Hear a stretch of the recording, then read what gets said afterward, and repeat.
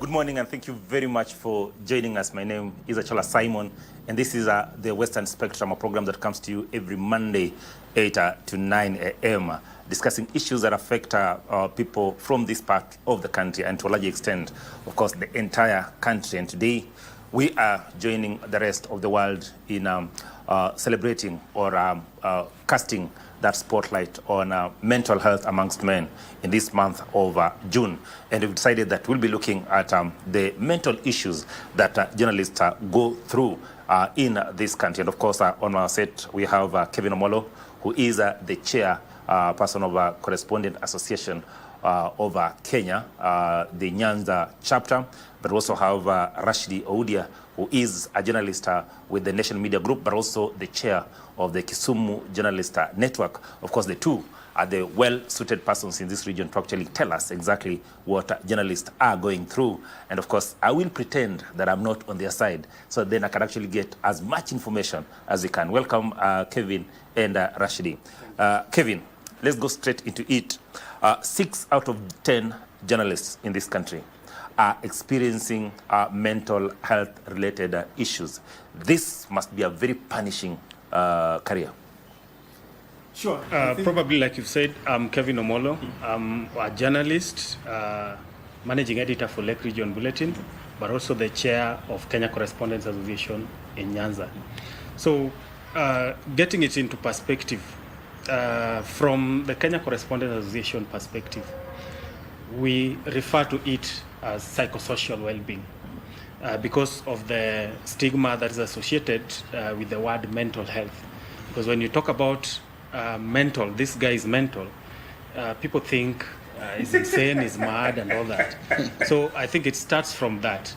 And getting back into this number that you're talking about, it is true that the kind of work that we do as journalists is a very traumatizing job because of the circumstances that we find ourselves in.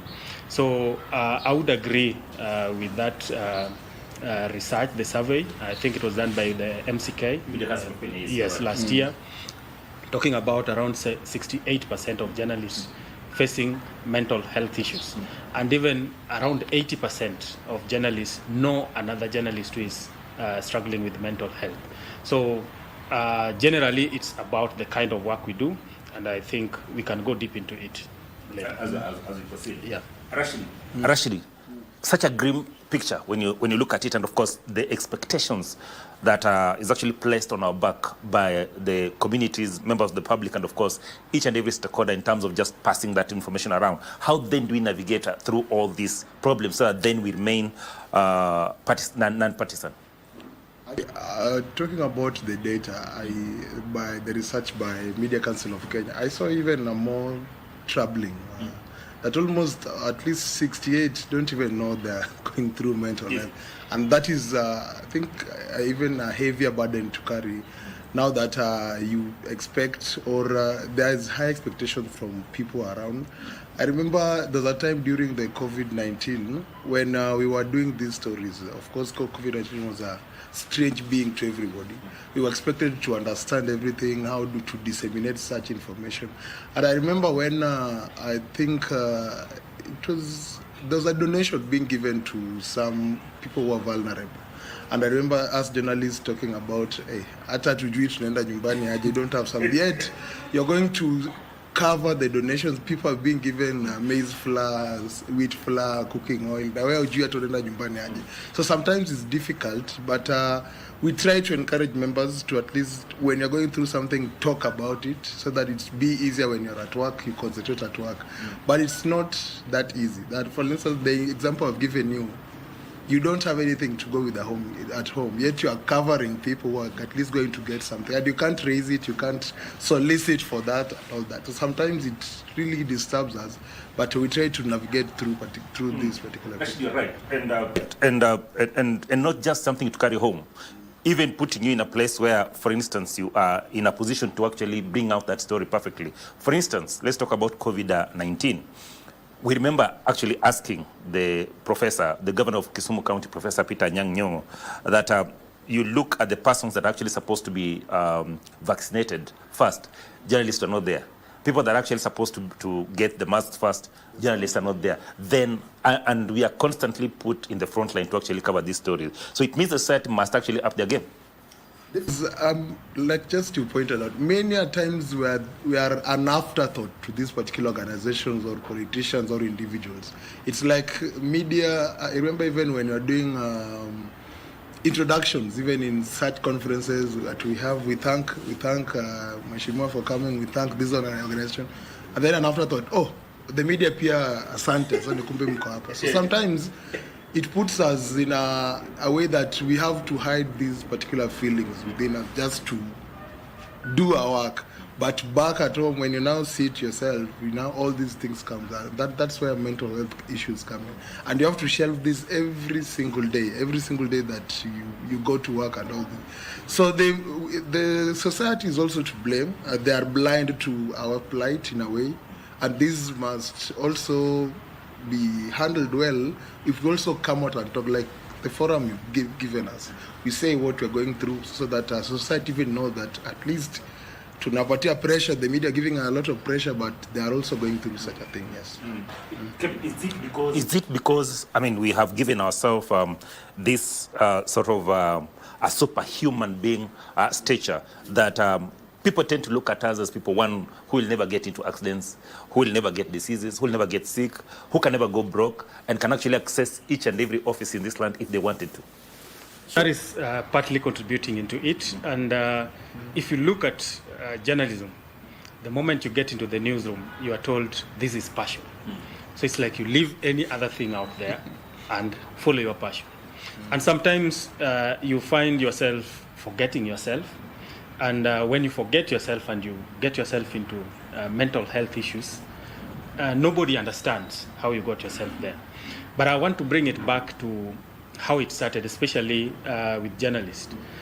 Kenya Correspondents Association, for example, I want to believe it is one of the media organizations that started working around psychosocial awareness in 2007, 2008, post-election violence.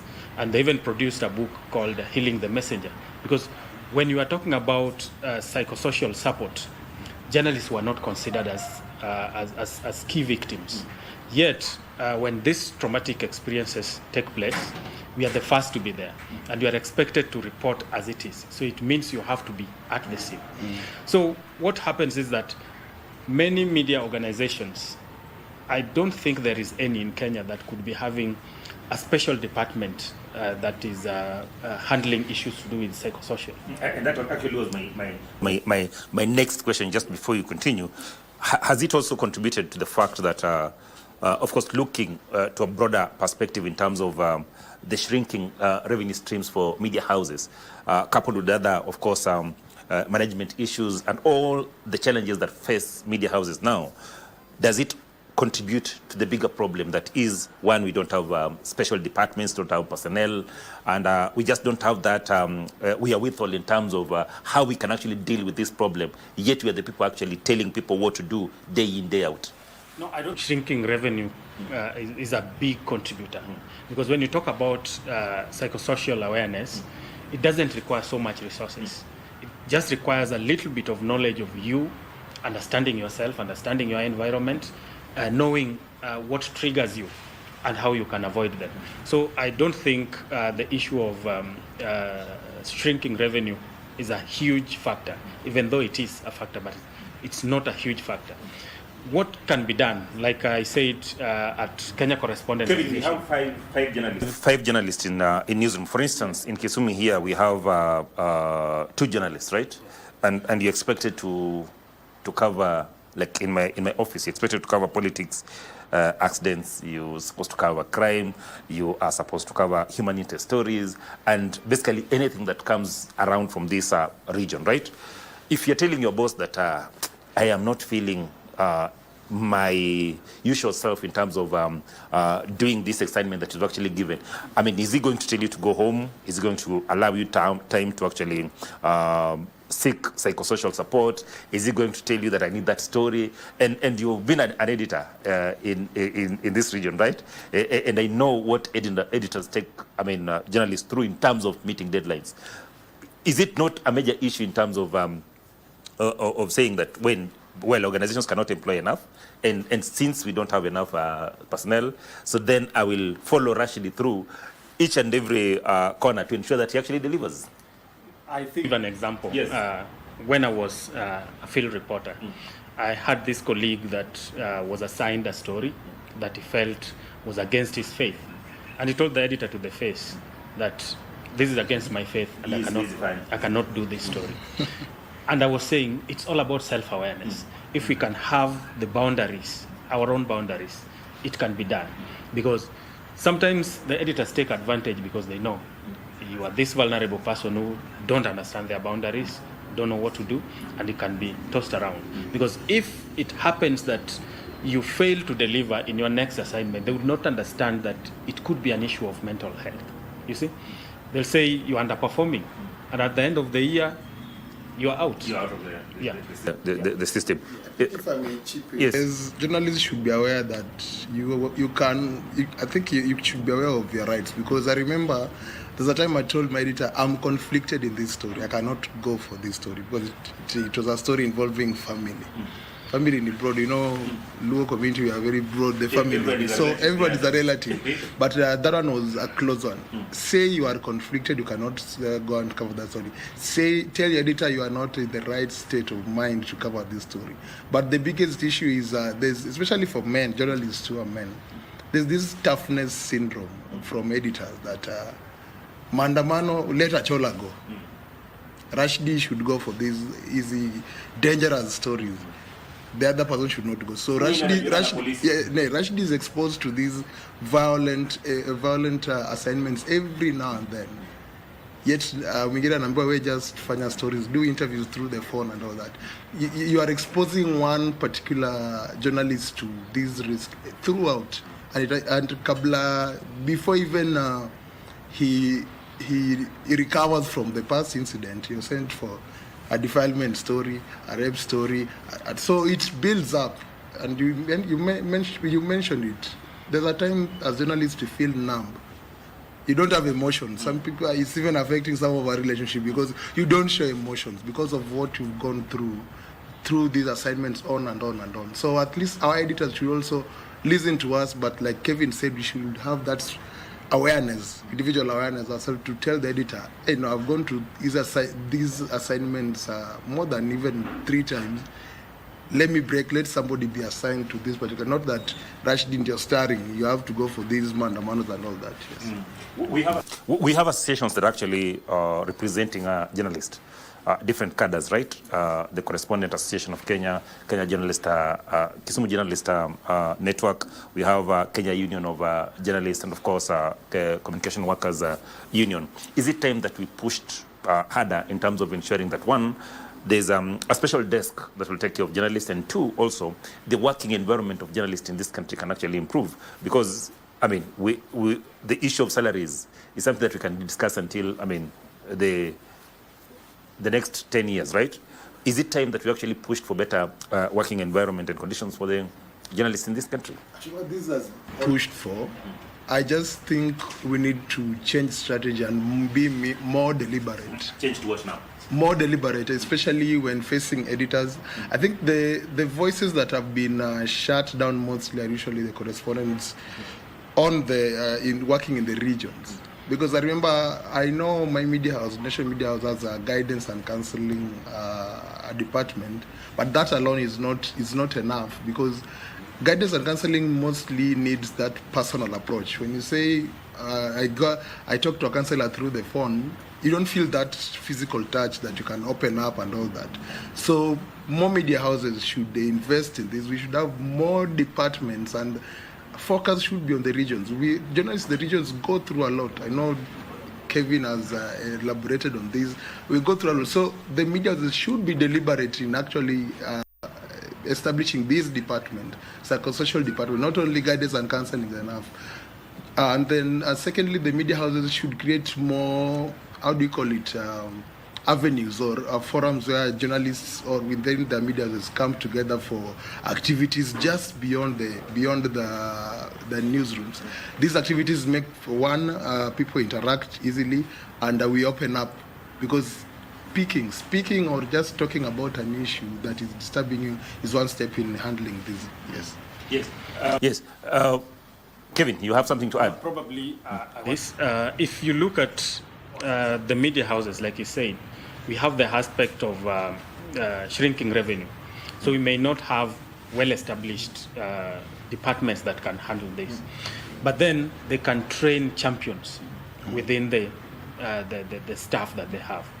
We've seen this with the occupational health and safety, and many organizations are having this, where you have your staff trained so that they can understand, they can identify issues around psychosocial support within the staff and help build it. At Kenya Correspondent Association, we have a program called Holistic Safety. So holistic safety comes in 3 strands, such that you understand your safety in terms of physical safety, in terms of digital safety, and in terms of psychosocial safety. And this program, we try to ensure that anytime we have a training, capacity building of members, then we are able to bring in the aspect of all these strands, because they intertwine. When you are targeted in a mandamano, you are likely not to find yourself easy attending the next mandamano, and you are not likely to deliver because you are impacted psychosocially.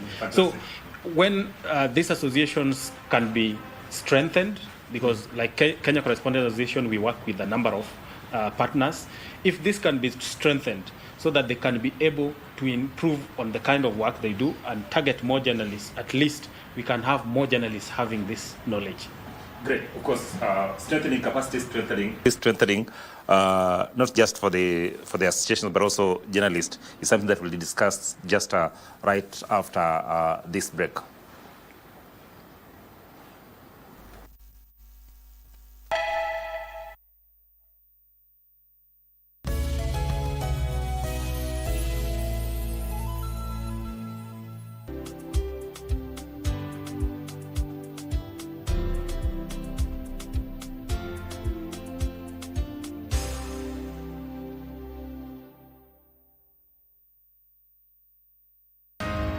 The Salaries and Remuneration Commission, in collaboration with stakeholders, will host the National Productivity and Performance Conference to be held from 17 to 19 June 2026 at the Kenya School of Government in Nairobi under the theme Productivity for Fiscal Sustainability and Efficient Service Delivery. The conference will set the direction for a future where Kenya's public service is productive, efficient, and fiscally sustainable.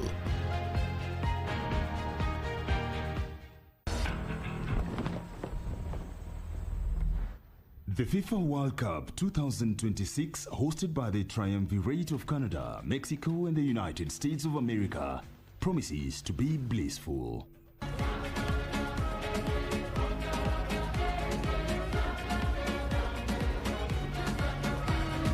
Explore the most exciting edition of the tournament to date as 48 teams from around the globe compete in 104 fixtures across 16 host cities. Dare to dream big as we celebrate culture, friendship, and more importantly, monetizing talent at this first ever Tri-National World Cup from 11th of June to 19th of July 2026.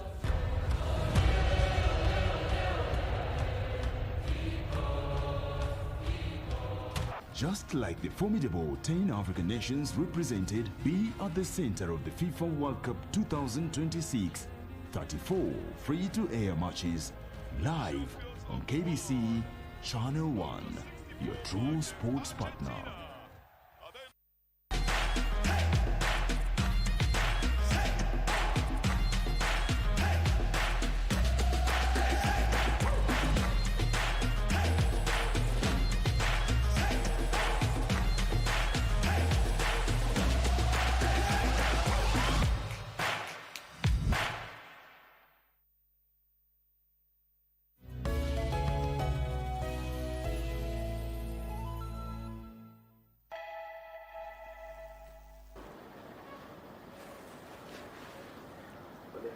Welcome back. We are still discussing issues of mental health.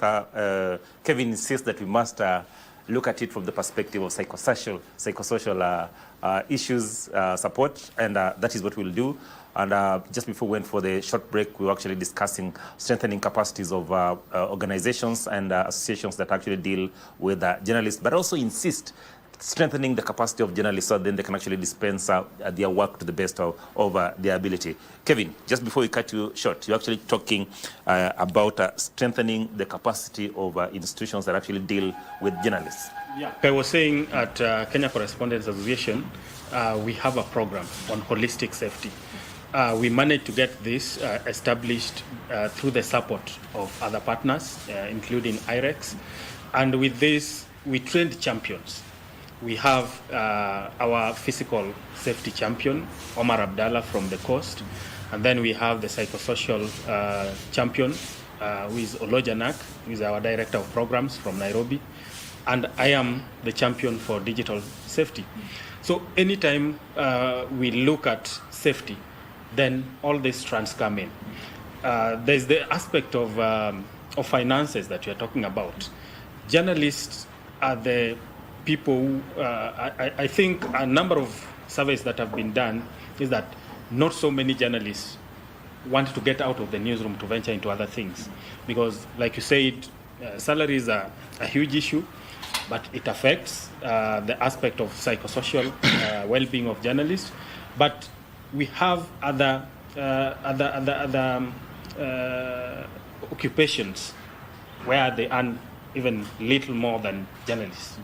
But they have other ways of coming together and strengthening their capacities to have alternative sources of income. So this is something that can be discussed deeply. Yes, rationally. He just says that well, journalists they might actually be facing this problem that we're actually highlighting.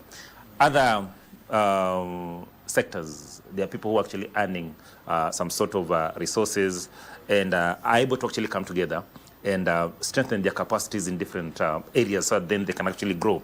Journalists, despite the fact that we are on the forefront, on the front line in terms of, one, educating the populace in terms of what they need to do, bringing out success stories, bringing out also negative stories, we still remain in a place where we don't want to grow ourselves. What is the issue? I think, like I said, one of the issues that is coming out is, like you pointed out, we write stories. We have, for instance, in Nation, we have the Seeds of Gold. We write success stories about those who are doing farming. And we cover. You write stories about Boda Boda Sacco that started small and now it's big, and it's now a big thing. They're earning a lot of, they have millions in the bank. We do all these stories, individual stories, enterprise stories about that. But I think, like I said, we must be deliberate. I think, one, we must love ourselves first, empower yourself as an individual first.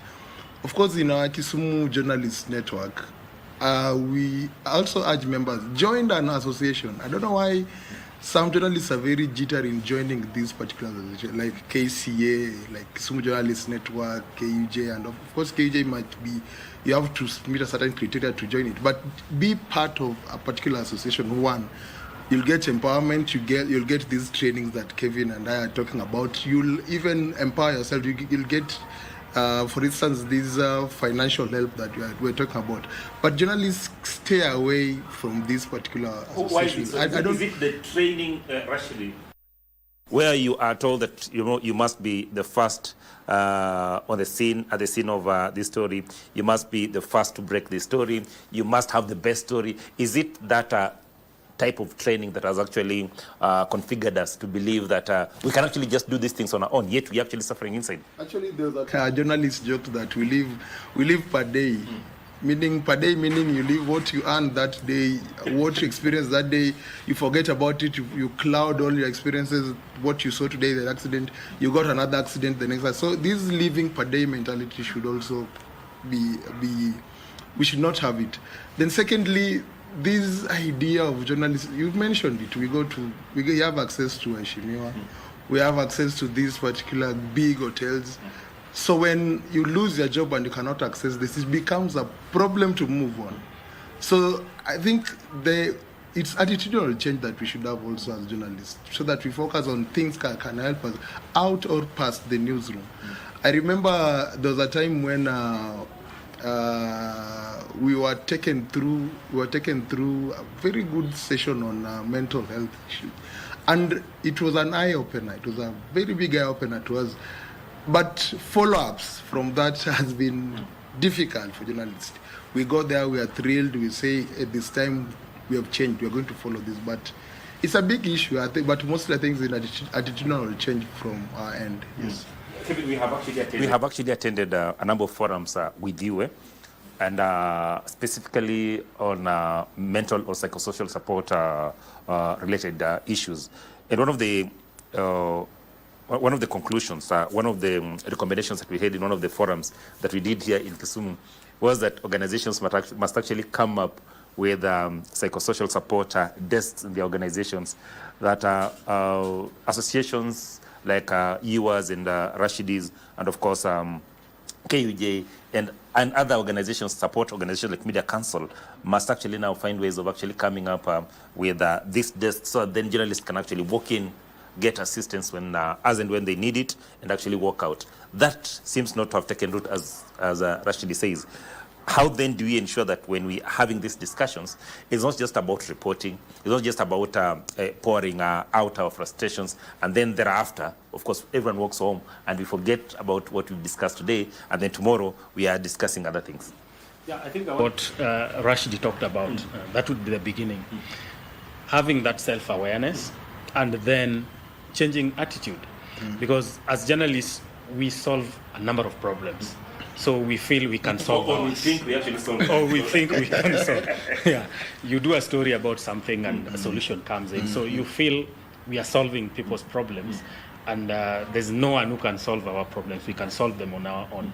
But this is a lie, because sometimes we don't realize that we are also in problems. Like when you talk about psychosocial issues, you only realize someone is in a problem when someone has a show cause letter.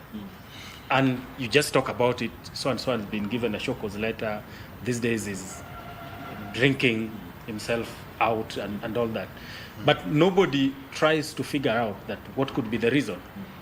So I think when we have that change of attitude, it will be easier for us to start at individual levels, so that we can look for help from our friends, and then we can move to professionals.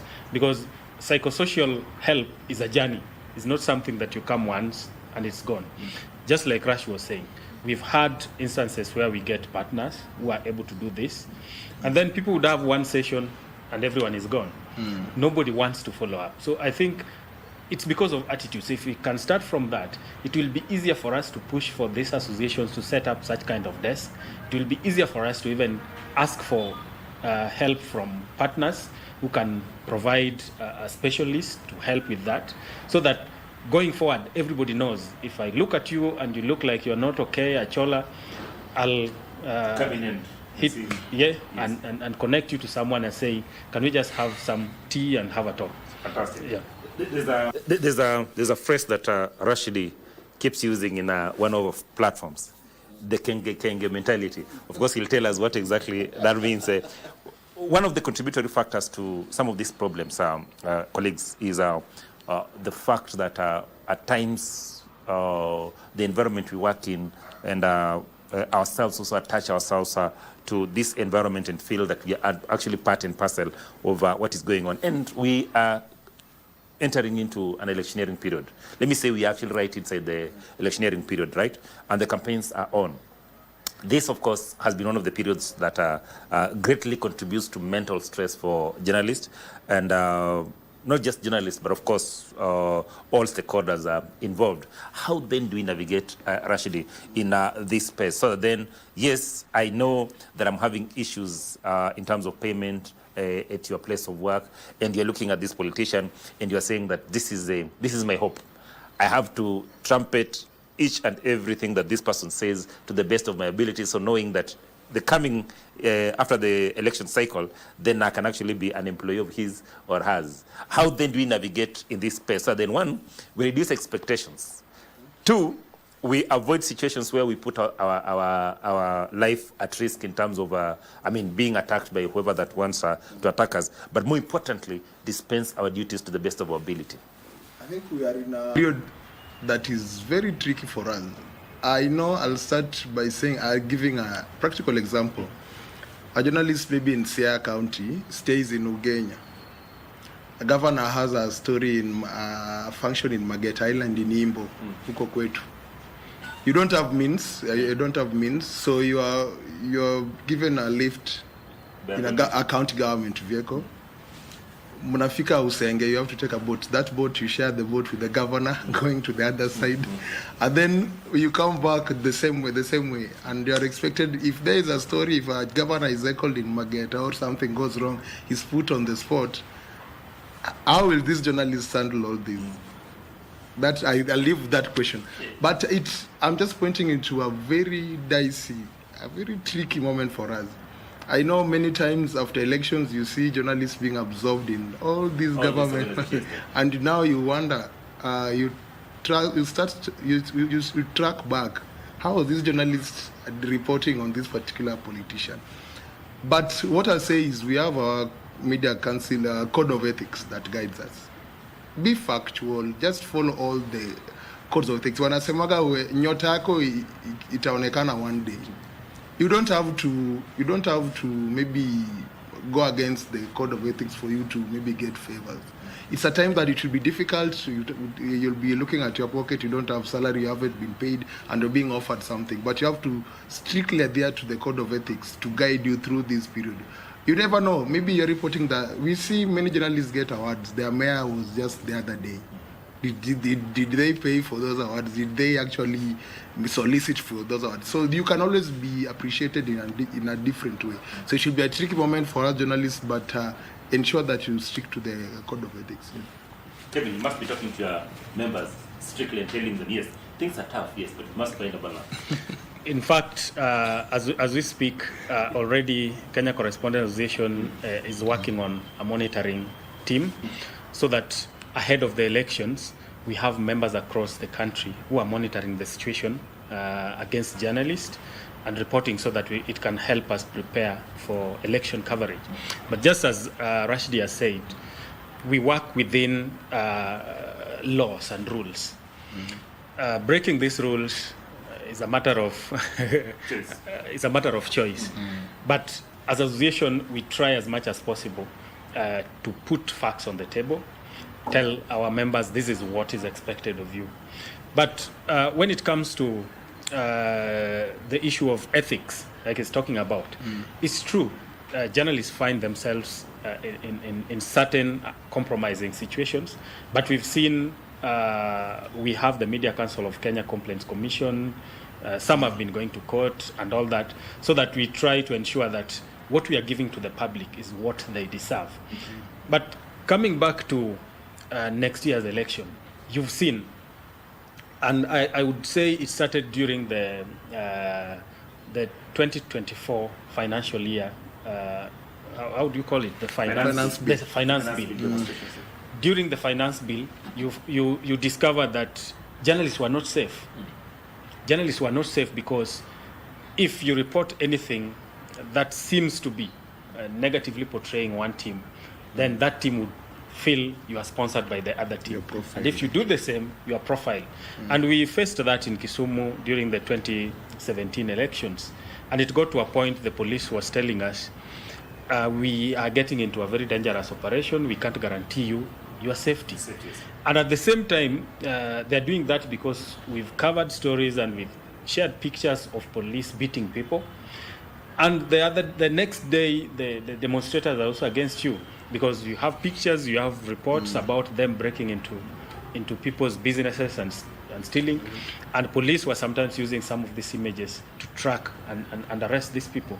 So with 2027 coming up, I think it's going to be a tricky situation, and we have to start as early as now so that we know the holistic safety that I was talking about. Yeah. In the advent of social media, does it make it even riskier for journalists to actually operate? Someone is out there looking at how you are reporting your story and feels that you have not reported the accurate version of what is supposed to have been reported, quote unquote, also factoring in ethics and code of conduct, the way we're supposed to actually do a professional story. Two, you have actually brought out those pictures, as Kevin says, and says that had it not been Rashidi to actually bring out this picture, I would not have been identified as one of the people who actually broke into this supermarket. And also just politicians unleashing their war dogs on social media to actually attack and actually paint you in bad light. Social media has even worsened things. I think Kevin didn't even mention, we are entering in a period where he was a victim, where he was being attacked for asking questions. We are in a press conference, yet goons are all over. So you're like, you want to put the governor on check, but he was attacked that particular. We had to step in as journalists. And I'm really glad that journalists, especially in Kisumu, we usually united. We may have all our issues, but when it comes when one of us is attacked, we come in. So he can confirm that we really came in and to support him. So what you are talking about, social media is crazy. Somebody like me, I always think I'm tough or I may stand all this. I did a story one day, and of course, like these days nowadays, our stories are shared on social media. The comments that were there, you may be tough, you may be... I sat in my house and just thought about one particular comment, and I was like, hey, hii na imeingia. So it was bad, and then it came out in vernacular. It was an abuse and all that. And it was the way I usually do stories, the way I highlight things in Kisumu, yet somebody can talk about me in this particular manner. So social media has even worsened things. And the issue that we're also having is this live broadcast. The live broadcast is an issue. There's a day we are covering, of course, the Linda Mwananchi team. We had a press conference in Roll Suisse, one of the hotels around here. And just before the press conference was over, goons were already there, because they're following the live feeds from the social media, and we had to, like, police had to come in for us to actually exit the place. So such things, social media is really a major problem. And one, like I talked about Kevin, journalists have to be united. Journalists have to. These are times that we have to be each other's keeper. Social media, I know sometimes some may see at shida mtu, but you never know when your time will come. So support your colleague when he's under attack. But just as what you pointed out, we are entering into a period where we'll be tempted. We have our own biases, but that should not come out in your stories. We are voters. I'm a voter in Milimani Market Ward in Kisumu Central, Kisumu County. So I love to make a voice by voting. You're born, bred and schooled in this region, and so you also have your biases. You face the same problems that you say this because I don't have a road to my place. But the biases should not come out in a story. Ensure your story is balanced so that when it's out there, you don't appear to be on either side of the divide, because that will help you sort a number of challenges. Kevin, digital platforms, and Rashidi has actually touched on it a bit in terms of going live. Today, it's not even about legacy media. I was told we don't call them mainstream media nowadays. We actually call them legacy media, because the mainstream has actually, social media has actually become the mainstream media, right? Before even KBC goes live on air, some little influencer is actually already on the ground and going live, right? Before Nation does their thing in a given function, there's someone who's already live, either the governor's person and of supporters, or just someone around actually already doing live. Is there a need for us to look at these issues, and especially as we go into politics, because some of the information that are actually coming out of these functions are unfiltered, and it becomes difficult, especially for us media houses, when we are doing our stories and you are saying that this politician B actually called Kevin a dog. And I don't need to actually, Kevin is not a dog, so I'm not going to report that they called Kevin a dog, however. But there was someone who was actually watching that bit and says, Simon has not done the story the way he's supposed to do, because some aspects were actually left out. How then do we navigate through this? Yeah. We have to come to a realization that as journalists, because we are experts in communication, we are judged differently when it comes to what we share in the social media or in our platforms. Just like you've said, many politicians have known that the mainstream or the legacy media, the professional media, will always filter. And that is why they also have their media teams. And they will be having all these things flying all over. And a number of people do not understand the difference between social media and the professional media.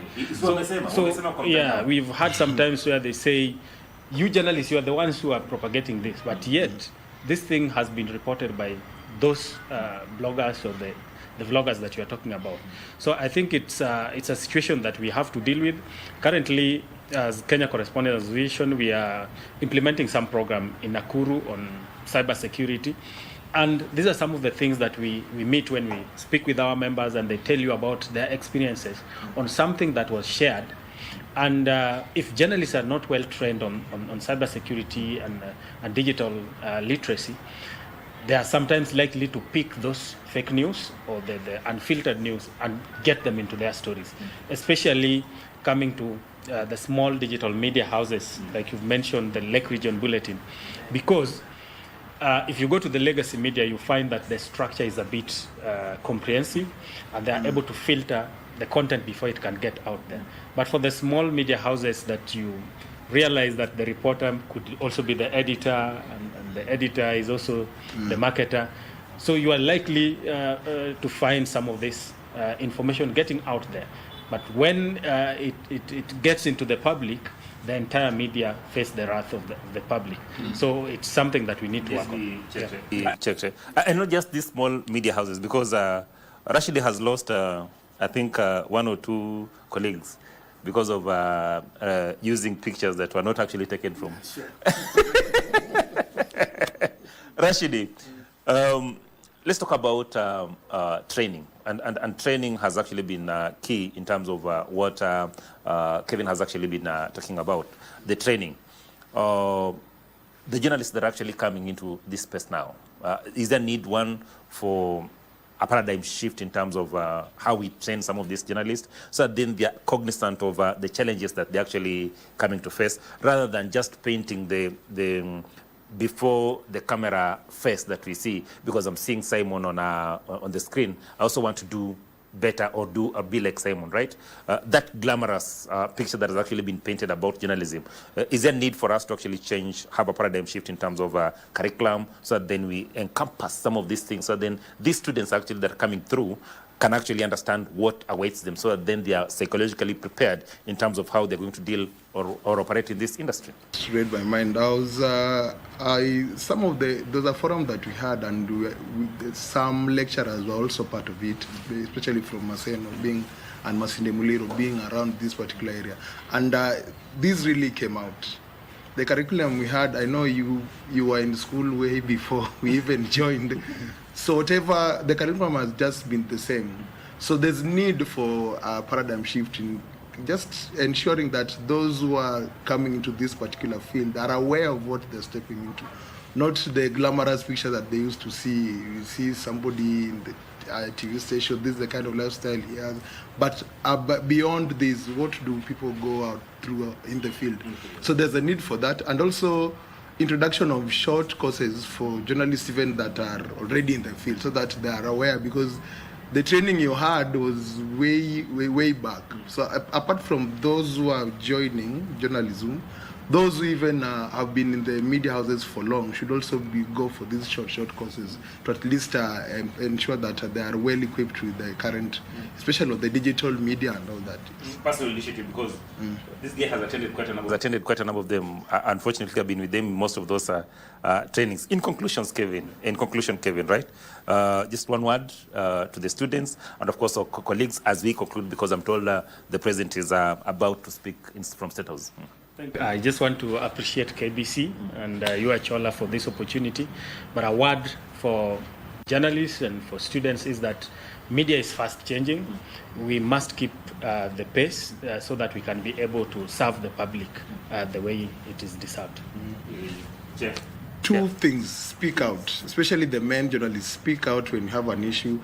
And another thing, journalists, be part of, have some few friends or be part of an association like Kisumu Journalists Network and others, so that you are part of the activities that will help you air out whatever is disturbing. Thank you. It's a good point. It's a good point to end on. Speak out. Be part of a group that will actually help you in terms of social support, but more importantly also go out there and ensure that you reach out to your male colleague and ask them how they are faring on. Akipiga simu shika, usije ukasema kwamba this person is constantly giving me calls that don't have a head or a tail. So ensure that you reach out to that colleague of yours, get to know what they are going through, and be part and parcel of that support group that will actually ensure that your colleague is in a better space than he is right now. My name is Chola Simon, and on behalf of Correspondent Association of Kenya, Chair Nyanza Chapter Kevin Omolo, Kisumu Journalist Network Chair Rashid Eudia, and of course Mirage Palace Hotel that continue to give us this space every other Monday, so then you can actually have this show, and each and every person that actually made this possible, our cameraman Martin Hazelowino, and Simon Yamatiko, and of course our logistics person Edwin Otieno. It's thank you, and we take you back to Broadcasting House. Back to you.